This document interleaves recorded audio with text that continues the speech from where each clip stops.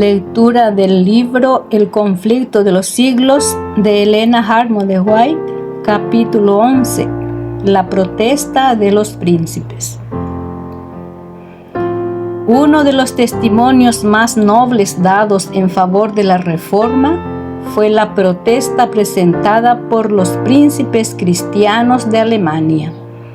Ante la Dieta de Spira, el año 1529, el valor, la fe y la esperanza de aquellos hombres de Dios aseguraron para las edades futuras la libertad de pensamiento y la libertad de conciencia. Esta protesta dio a la Iglesia reformada el nombre de protestante y sus principios son la verdadera esencia del protestantismo. De Aubigné, libro 13, capítulo 6. Había llegado para la causa de la Reforma un momento sombrío y amenazante. A despecho del edicto de Worms, que colocaba a Lutero fuera de la ley y prohibía enseñar o crear sus doctrinas, la tolerancia religiosa había prevalecido en el imperio. La providencia de Dios había contenido las fuerzas que se oponían a la verdad. Esforzábase Carlos V por aniquilar la Reforma, pero muchas veces al intentar dañarla se veía obligado a desviar el golpe. Vez tras vez había parecido inevitable la inmediata destrucción de los que se atrevían a oponerse a Roma. Pero en el momento crítico aparecían los ejércitos de Turquía en las fronteras del Oriente, o bien el rey de Francia o el Papa mismo, celosos de la grandeza del emperador, le hacían la guerra, y de esta manera, entre el tumulto y las contiendas de las naciones, la Reforma había podido extenderse y fortalecerse. Por último, los soberanos papistas pusieron tregua a sus disputas para hacer causa común contra los reformadores. En 1526, la Dieta de Spira había concedido a cada estado plena libertad en asuntos religiosos, hasta tanto que se reuniese un concilio general.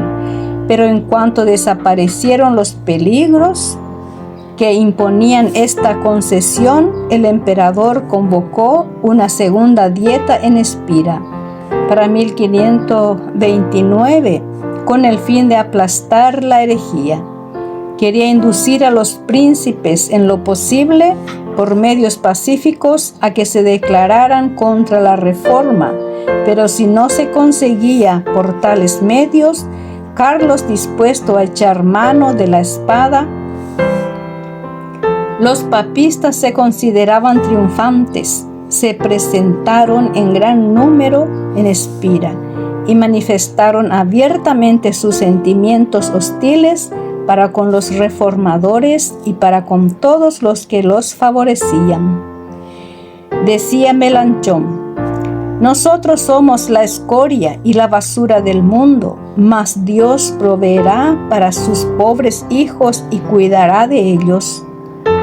A los príncipes evangélicos que asistieron a la dieta se les prohibió que se predicara el evangelio en sus residencias, pero la gente de Spira estaba sedienta de la palabra de Dios, y no obstante dicha prohibición, miles acudían a los cultos que se celebraban en la capilla del elector de Sajonia.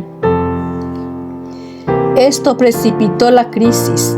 Una comunicación imperial anunció a la Dieta que, habiendo originado graves desórdenes, la autorización que concedía la libertad de conciencia, el emperador mandaba que fuese suprimida.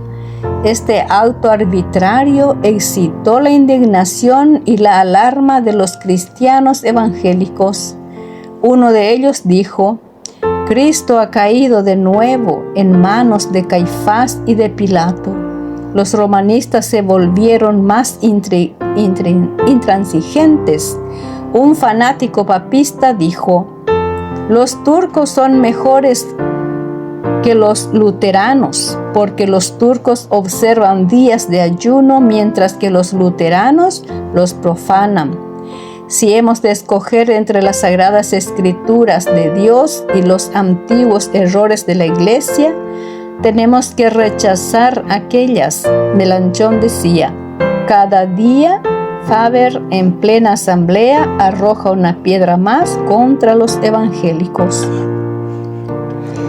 La tolerancia religiosa había sido implantada legalmente y los estados evangélicos resolvieron oponerse a que sus derechos fueran pisoteados.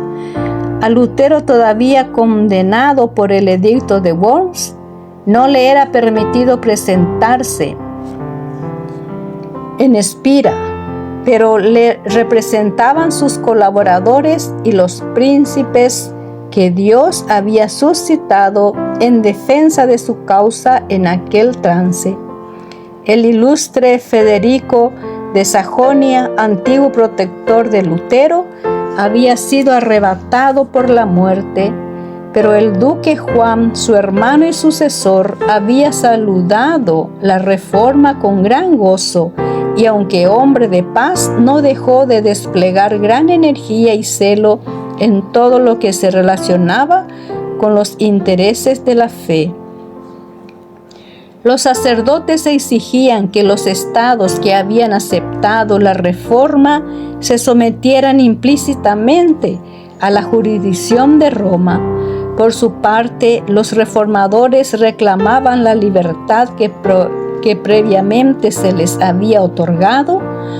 No podían consentir en que Roma volviera a tener bajo su dominio los estados que habían recibido con tanto regocijo la palabra de Dios.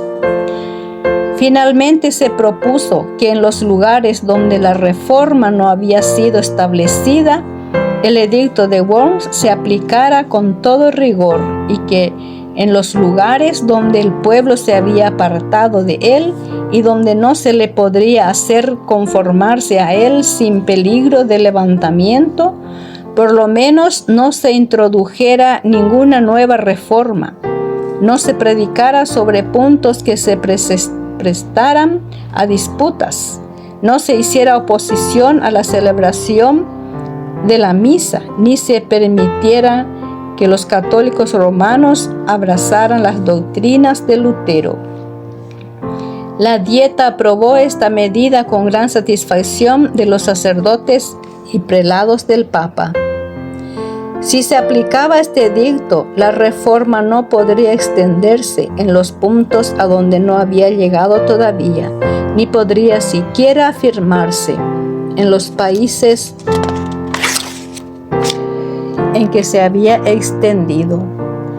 Quedaría suprimida la libertad de palabra y no se tolerarían más conversiones, y se exigía a los amigos de la reforma que se sometieran inmediatamente a estas restricciones y prohibiciones. Las esperanzas del mundo parecían estar a punto de extinguirse. El restablecimiento de la jerarquía papal volvería a despertar inevitablemente los antiguos abusos, y sería fácil hallar ocasión de acabar con una obra que ya había sido atacada tan violentamente por el fanatismo y la disensión. Cuando el partido evangélico se reunió para conferenciar, los miembros se miraban unos a otros con manifiesto desaliento. Todos se preguntaban unos a otros qué hacer. Estaban en juego grandes consecuencias para el porvenir del mundo. ¿Debían someterse los jefes de la reforma y acatar el edicto? ¿Cuán fácil hubiera sido para los reformadores en aquella hora angustiosa en extremo tomar por un sendero errado? ¿Cuántos excelentes pretextos y hermosas razones no hubieran podido alegar para presentar como necesaria la sumisión? A los príncipes luteranos se les garantizaba el libre ejercicio de su culto. El mismo favor se hacía extensivo a sus súbditos, que con anterioridad al edicto hubiesen abrazado la fe reformada. ¿No podían contentarse con esto? ¿De cuántos peligros no les libraría su sumisión? ¿A cuántos sinsabores y conflictos no les iba a exponer su oposición? ¿Quién sabía qué oportunidades no les traería el porvenir? Abracemos la paz, aceptemos el ramo de olivo que nos brinda Roma y restañemos las heridas de Alemania. Con argumentos como estos hubieran podido los reformadores conestar su sumisión y entrar en el sendero que infaliblemente y en tiempo no lejano hubiera dado al traste con la reforma. Afortunadamente consideraron el principio sobre el cual estaba basado el acuerdo y obraron por fe. ¿Cuál era ese principio? Era el derecho de Roma de coartar la libertad de conciencia y prohibir la libre investigación, pero ¿no había quedado estipulado que ellos y sus súbditos protestantes gozarían libertad religiosa? Sí, pero como un favor consignado en el acuerdo y no como un derecho. En cuanto a aquellos a quienes no alcanzaba la disposición, los había de regir el gran principio de autoridad. La conciencia no contaba para nada. Roma era el juez infalible a quien habría de obedecer. Aceptar semejante convenio hubiera equivalido a admitir que la libertad religiosa debía limitarse a la Sajonia reformada, y en el resto de la cristiandad la libre investigación y la profesión de fe reformada serían entonces crímenes dignos del calabozo o del patíbulo. ¿Se resignarían ellos a ver así localizada la libertad religiosa? ¿Declararían con esto que la reforma había hecho ya su último convertido y conquistado su última pulgada de terreno? ¿Y que en las regiones donde Roma dominaba, su dominio se perpetuaría? ¿Podrían los reformadores declararse inocentes de la sangre de los centenares y miles de luchadores que, perseguidos por semejante edicto, tendrían que sucumbir en los países dominados por el Papa? Esto hubiera sido traicionar en aquella hora suprema la causa del Evangelio y las libertades de la cristiandad. Más bien lo sacrificarían ellos todo, hasta sus posesiones, sus títulos y sus propias vidas. Rechacemos este decreto, dijeron los príncipes. En asuntos de conciencia, la mayoría no tiene poder. Declararon los diputados. Es al decreto de 1526 al que debemos la paz que disfruta el imperio. Su abolición llenaría a Alemania de disturbios y facciones. Es incompetente la dieta para hacer más que conservar la libertad religiosa hasta tanto que se reúna un concilio general. Proteger la libertad de conciencia es un deber del Estado y es el límite de su autoridad en materia de religión. Todo gobierno secular que intenta regir las observancias religiosas o imponerlas por medio de la autoridad civil sacrifica precisamente el principio por el cual lucharon tan noblemente los cristianos evangélicos. Los papistas resolvieron concluir con lo que llamaban una atrevida obstinación. Para principiar, procuraron sembrar disensiones entre los que sostenían la causa de la Reforma e intimidar a quienes todavía no se habían declarado abiertamente por ella. Los representantes de las ciudades libres fueron citados a comparecer ante la Dieta y se les exigió que declarasen si accederían a las condiciones del edicto. Pidieron ellos que se les diera tiempo para contestar, lo que no les fue concedido. Al llegar el momento en que cada cual debía dar su opinión personal, casi la mitad de los circunstantes se declararon por los reformadores, los que así se negaron a sacrificar la libertad de conciencia y el derecho a seguir su juicio individual. Hartos sabían que su actitud les acarrearía las críticas, la condenación y la persecución. Uno de los delegados dijo: «Debemos negar la palabra de Dios o ser quemados». El rey Fernando, representante del emperador ante la Dieta, vio que el decreto causaría serios disturbios, a menos que se indujese a los príncipes a aceptarlo y a apoyarlo. En vista de esto, apeló al arte de la persuasión, pues sabía muy bien que emplear la fuerza contra semejantes hombres no tendría otro resultado que confirmarlos más en sus resoluciones. Suplicó a los príncipes que aceptasen el decreto, asegurándoles que este acto llenaría de regocijo al emperador. Pero estos hombres leales reconocían una autoridad superior a todos los gobernantes de la tierra y contestaron con toda calma: «Nosotros obedeceremos al emperador en todo aquello que contribuya a mantener la paz y la gloria de Dios». Finalmente manifestó el rey al elector y a sus amigos en presencia de la Dieta que el edicto iba a ser promulgado como decreto imperial y que lo único que les quedaba era someterse a la decisión de la mayoría. Y habiéndose expresado así, salió de la asamblea sin dar oportunidad a los reformadores para discutir, replicar.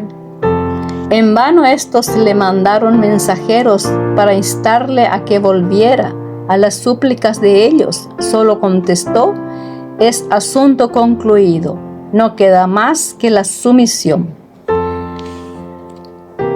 El partido imperial estaba convencido de que los príncipes cristianos se aferrarían a las santas escrituras como a algo superior a las doctrinas y a los mandatos de los hombres.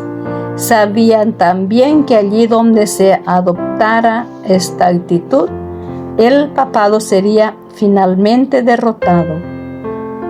Pero como lo han hecho millares desde entonces, mirando las cosas que se ven, se lisonjeó de que la causa del emperador y del papa quedaba firme y muy débil la de los reformadores. Si estos solo hubieran dependido del auxilio humano, habrían resultado tan impotentes como los suponían los papistas.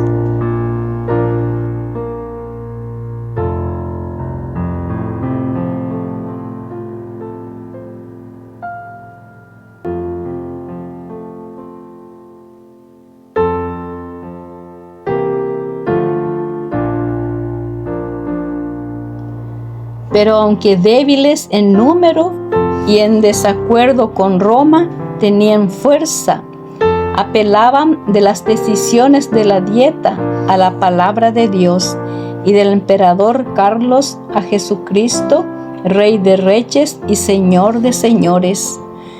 Como Fernando se negara a tener en cuenta las convicciones de los príncipes, decidieron estos no hacer caso de su ausencia, sino presentar sin demora su protesta ante el Concilio Nacional. Formulóse en consecuencia la siguiente declaración que fue presentada a la dieta. Protestamos por medio de este manifiesto ante Dios, nuestro único Creador, Conservador, Redentor y Salvador, y que un día será nuestro juez, como también ante todos los hombres y todas las criaturas, y hacemos presente que nosotros, en nuestro nombre y por nuestro pueblo, no daremos nuestro consentimiento ni nuestra adhesión de manera alguna al propuesto decreto en todo aquello que sea contrario a Dios, a su santa palabra, a los derechos de nuestra conciencia y a la salvación de nuestras almas. ¿Cómo ratificar nosotros este edicto? No podemos admitir que cuando el Dios Todopoderoso llame a un hombre a su conocimiento, no se le permita abrazar este conocimiento divino. No hay doctrina verdadera sino la que esté conforme con la palabra de Dios. El Señor prohíbe la enseñanza de cualquiera otra doctrina. Las Santas Escrituras deberían explicarse con otros textos más claros. Este santo libro es, en todo cuanto es necesario al cristiano, de fácil interpretación y propio para suministrar luces. Estamos resueltos por la gracia divina a mantener la predicación pura y exclusiva de la palabra de Dios sola, tal como la contienen los libros bíblicos del Antiguo y Nuevo Testamento, sin alteraciones de ninguna especie. Esta palabra es la única verdad, es la regla segura de toda doctrina y de toda vida, y no puede faltar ni engañarnos. El que edifica sobre este fundamento estará firme contra todos los poderes del infierno, mientras que cuanta vanidad se le oponga caerá delante de Dios. Por tanto, rechazamos el yugo que se nos impone. Al mismo tiempo, esperamos que Su Majestad Imperial se portara con nosotros como príncipe cristiano que ama a Dios sobre todas las cosas, y declaramos que estamos dispuestos a prestarle a Él lo mismo que a vosotros, graciosos y dignísimos señores, todo el afecto y la obediencia que creemos deberos en justicia. Este auto produjo honda impresión en el ánimo de la dieta. La mayoría de ella se sorprendió y alarmó ante el arrojo de los que suscribían semejante protesta. El porvenir se presentaba incierto y proceloso. Las disensiones, las contiendas y el derramamiento de sangre parecían inevitables. Pero los reformadores, firmes en la justicia de su causa, entregándose en brazos del Omnipotente, se sentían fuertes y animosos. Los principios contenidos en esta célebre protesta constituyen la esencia misma del protestantismo. Ahora bien, esta protesta se opone a dos abusos del hombre en asuntos de fe. El primero es la intervención del magistrado civil y el segundo, la autoridad arbitraria de la Iglesia. En lugar de estos dos abusos, el protestantismo sobrepone la autoridad de la conciencia a la del magistrado y la palabra de Dios de la Iglesia visible. En primer lugar, niega la competencia del poder civil en asuntos de religión y dice con los profetas y apóstoles: debemos obedecer a Dios antes que a los hombres. La corona de Carlos V sobrepone la de Jesucristo. Es más, sienta el principio de que toda enseñanza humana debe subordinarse a los oráculos de Dios. Los protestantes afirmaron además el derecho que les asistía para expresar libremente sus convicciones tocante a la verdad. Querían no solamente creer y obedecer, sino también enseñar lo que contienen las Santas Escrituras, y negaban el derecho del sacerdote o del magistrado para intervenir en asuntos de conciencia. La protesta de Spira fue un solemne testimonio contra la intolerancia religiosa y una declaración en favor del derecho que asiste a todos los hombres para adorar a Dios según les dicte la conciencia. El acto estaba consumado, grabado, quedaba en la memoria de millares de hombres y consignado en las crónicas del cielo, de donde ningún esfuerzo humano podía arrancarlo. Toda la Alemania evangélica hizo suya la protesta como expresión de su fe. Por todas partes la consideraban como prenda de una era nueva y más halagüeña.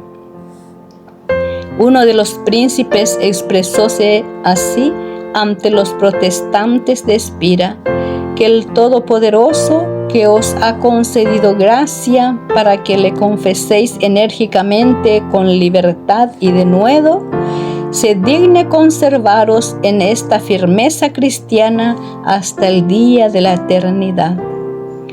Si la Reforma, después de alcanzado tan notable éxito, hubiese contemporizado con el mundo para contar con su favor,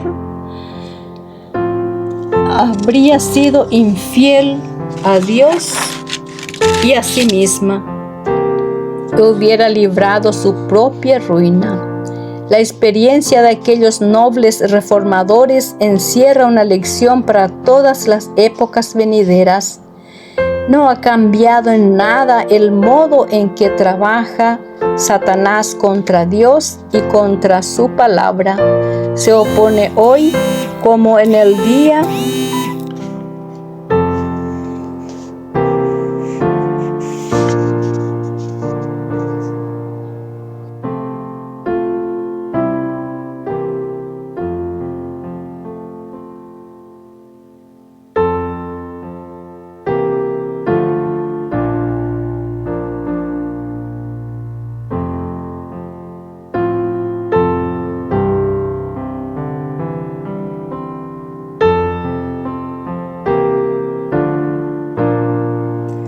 se opone hoy, tanto como en el siglo XVI, a que las Escrituras sean reconocidas como guía de la vida.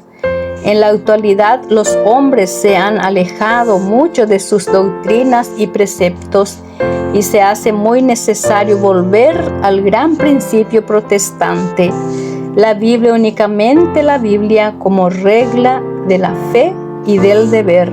Satanás sigue valiéndose de todos los medios de que dispone para destruir la libertad religiosa. El mismo poder anticristiano que rechazaron los protestantes de Spira procura ahora, con redoblado esfuerzo, restablecer su perdida supremacía. La misma adhesión incondicional a la palabra de Dios que se manifestó en los días tan críticos de la Reforma del siglo XVI es la única esperanza de una reforma en nuestros días. Aparecieron señales precursoras de peligros para los protestantes, juntamente con otras indicadoras de que la mano divina protegía a los fieles. Por aquel entonces fue cuando Melanchthon llevó como a escape a su amigo Simón Ireneo por las calles de Espira rumbo a Rim y le instó a que cruzase el río sin demora. Admirado, Ireneo deseaba saber el motivo de tan repentina fuga.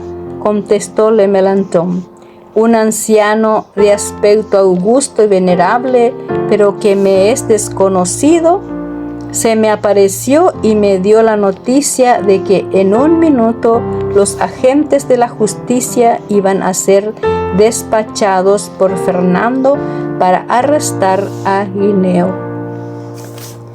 Durante el día, Ireneo se había escandalizado al oír un sermón de Faber, eminente doctor papista, y al fin de él le reconvino por haber defendido ciertos errores detestables. Faber disimuló su enojo, pero inmediatamente se dirigió al rey y obtuvo de él una orden de arresto contra el inoportuno profesor de Heidelberg. A Melanchthon no le cabía duda de que Dios había salvado a su amigo enviando a uno de los santos ángeles para avisarle del peligro.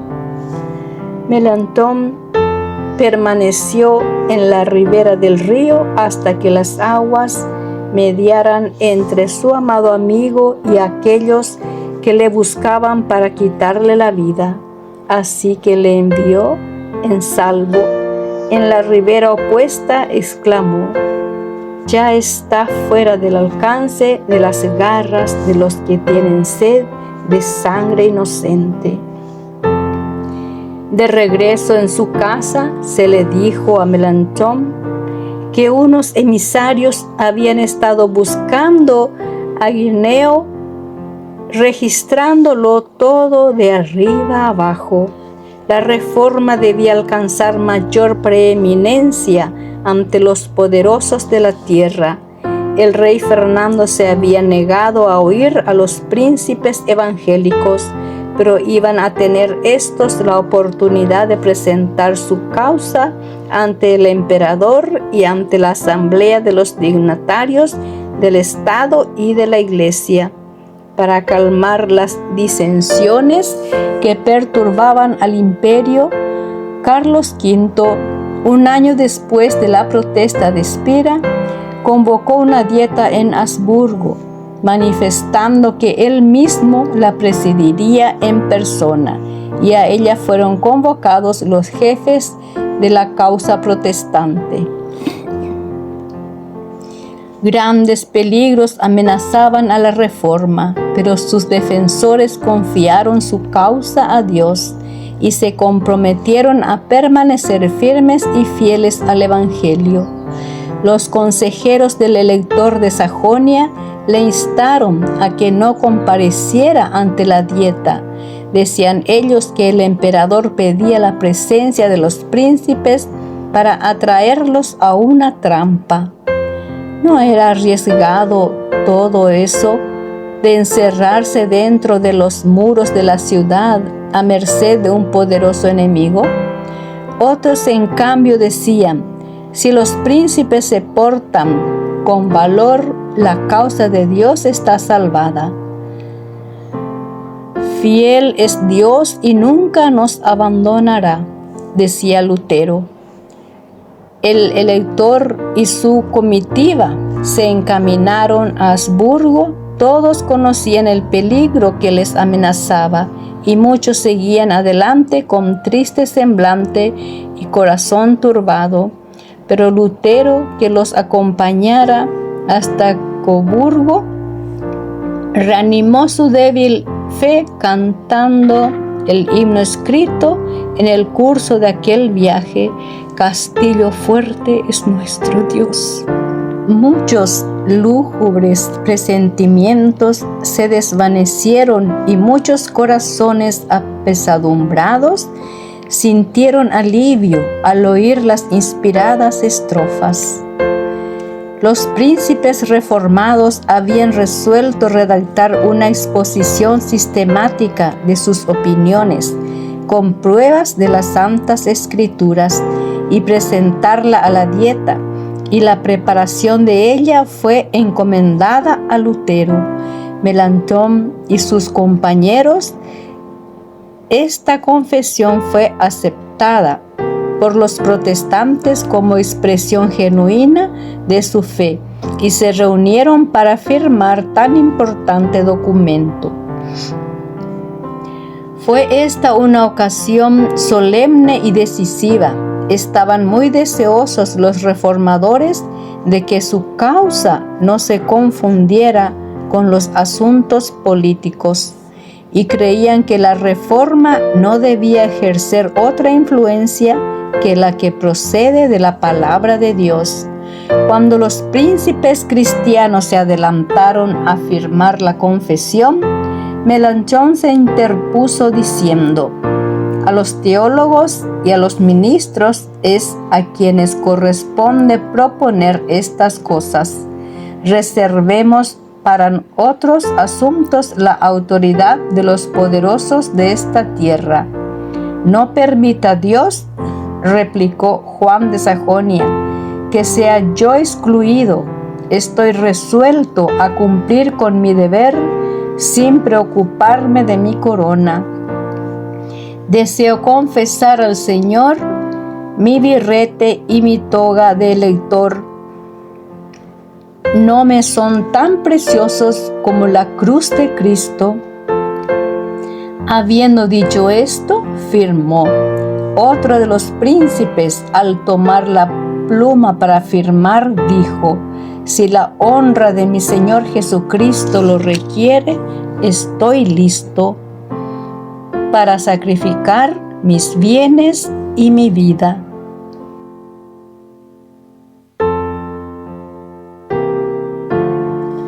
Preferiría dejar a mis súbditos, mis estados y la tierra de mis padres para irme bordón en mano, prosiguió diciendo, antes que recibir otra doctrina que la contenida en esta confesión.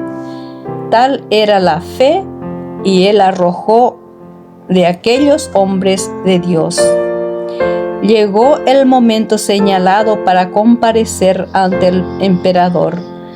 Carlos V, sentado en su trono, rodeado de los electores y los príncipes, dio audiencia a los reformadores protestantes. Dióse lectura de la confesión de fe de estos. Fueron presentadas con toda claridad las verdades del Evangelio ante la augusta asamblea y señalados los errores de la Iglesia papal. Con razón fue llamado aquel día el día más grande de la Reforma y uno de los más gloriosos en la historia del cristianismo y de la humanidad.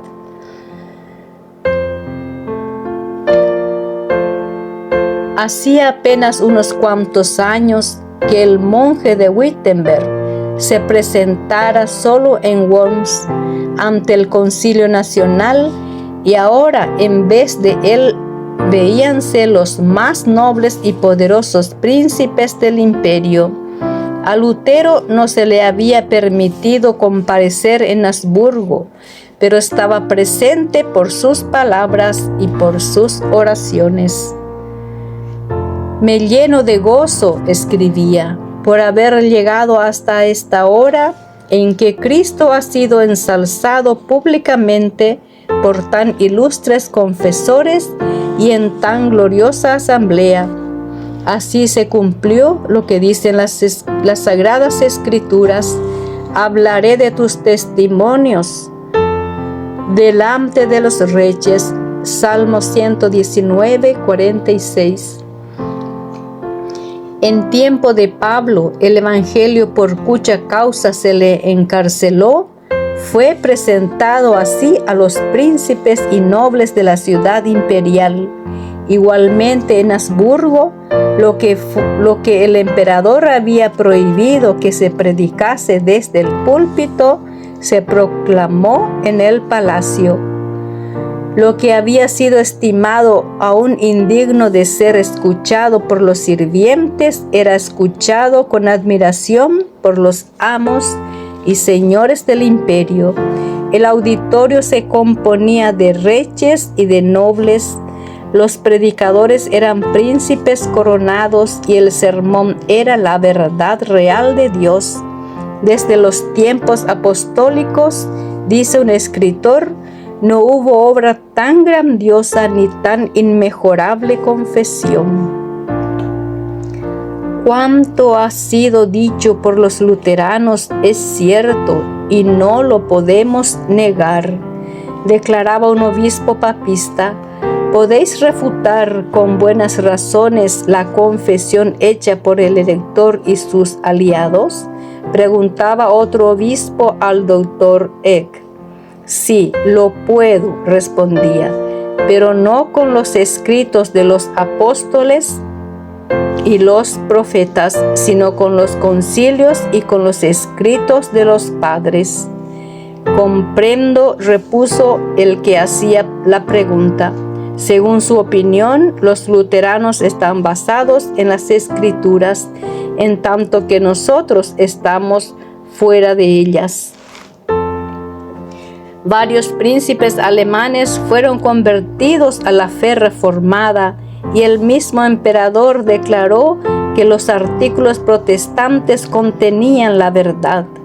La confesión fue traducida a muchos idiomas y circuló por toda Europa, y en las generaciones subsiguientes millones la aceptaron como expresión de su fe. Los fieles siervos de Dios no trabajaban solos, mientras que los principados y potestades de los espíritus malos se ligaban contra ellos. El Señor no desamparaba a su pueblo. Si sus ojos hubieran podido abrirse, habrían tenido clara evidencia de la presencia y el auxilio divinos que les fueron concedidos. Como a los profetas en la antigüedad, cuando el siervo de Eliseo mostró a su amo las huestes enemigas que los rodeaban sin dejarles cómo escapar, el profeta oró: ruégote, oh Jehová, que abra sus ojos para que vea. Segunda de Reyes 6:17.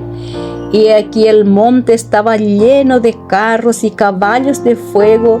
El ejército celestial protegía al varón de Dios. Del mismo modo, había ángeles que cuidaban a los que trabajaban en la causa de la reforma. Uno de los principios que sostenía Lutero con más firmeza era que no se debía acudir al poder secular para apoyar la reforma, ni recurrir a las armas para defenderla. Se alegraba de la circunstancia de que los príncipes del imperio confesaran el Evangelio, pero cuando estos mismos príncipes intentaron unirse en una liga defensiva, declaró que la doctrina del Evangelio debía ser defendida solamente por Dios. Cuanto menos interviniesen los hombres en esta obra, más notable sería la intervención de Dios en su favor. Todas las precauciones políticas propuestas eran, según su modo de ver, hijas de un temor indigno y de una desconfianza pecaminosa. Cuando los enemigos poderosos se unían para destruir la fe reformada y millares de espadas parecían desenvainarse para combatirla, Lutero escribió: Satanás manifiesta su ira, conspiran pontífices impíos y nos amenaza la guerra. Exhortad al pueblo a que luche con fervor ante el trono de Dios en fe y ruegos, para que nuestros adversarios, vencidos por el Espíritu de Dios, se vean obligados a ser pacíficos. Nuestra más ingente necesidad, la primera cosa que debemos hacer es orar. Haced saber al pueblo que en esta hora él mismo se halla expuesto al filo, la espada y la ira del diablo. Haced que ore. En otra ocasión, con fecha posterior, refiriéndose a la liga que trataban de organizar los príncipes reformados, Lutero declaró que la única arma que debería emplearse en esa causa era la espada del Espíritu. Escribió al elector que Sajonia no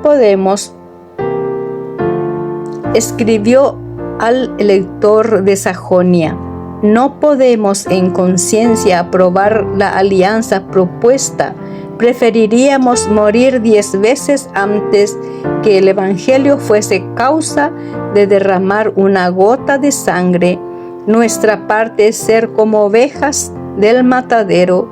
La cruz de Cristo hay que llevarla.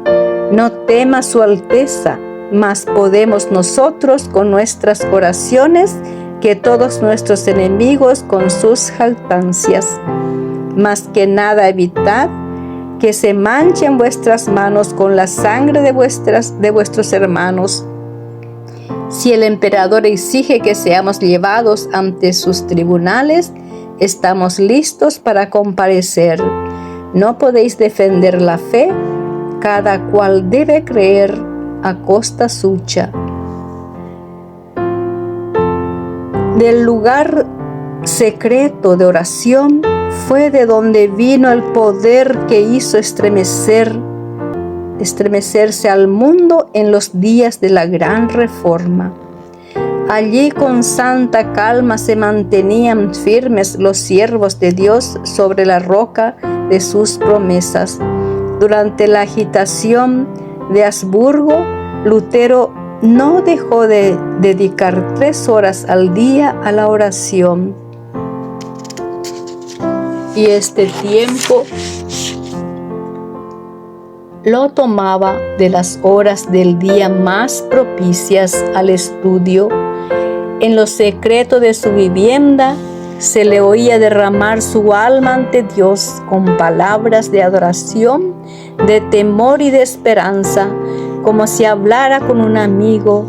Sé que eres nuestro Padre y nuestro Dios, decía, que has de desbaratar a los que persiguen a tus hijos, porque tú también estás envuelto en el mismo peligro que nosotros. Todo este asunto es tuyo, y si en él estamos también interesados nosotros, es porque a ello nos constreñiste. Defiéndenos, pues, oh Padre. A Melanchthon se le hallaba agobiado bajo el peso de la ansiedad y del temor.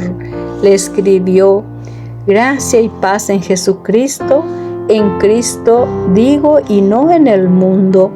Amén. Aborrezco de todo corazón esos cuidados exagerados que os consumen. Si la causa es injusta, abandonadla. Y si es justa, ¿por qué hacer mentir la promesa de aquel que nos manda dormir y descansar sin temor? Jesucristo faltará en la obra de justicia y de verdad. Él vive, Él reina. ¿Qué pues temeremos? Dios oyó los clamores de sus hijos, infundió gracia y valor a los príncipes y ministros para que sostuvieran la verdad contra las potestades de las tinieblas de este mundo, dice el Señor. He aquí que yo pongo en Sión la piedra principal del ángulo, escogida, preciosa, y aquel que creyere en ella no quedará avergonzado. 1 de Pedro 2:6. Los reformadores protestantes habían edificado sobre Cristo y las puertas del infierno no podían prevalecer contra ellos.